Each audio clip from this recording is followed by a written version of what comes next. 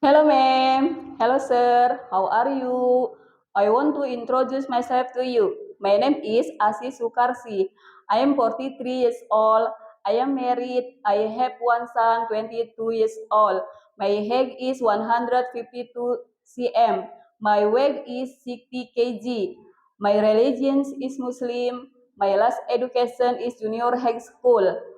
I have experience working in Singapore 8 years since 2011 until 2019.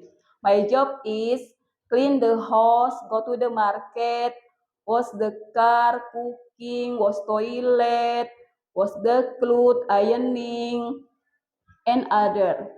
I can cook Chinese food like steamed fish, steamed egg, noodle, fried rice, fried chicken, and soup.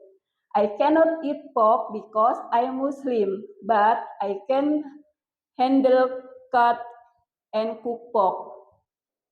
I'm afraid of the dog, but I'm not afraid of the cat. I want go to work in Hong Kong because I need more money for my family and my future. Thank you, ma'am.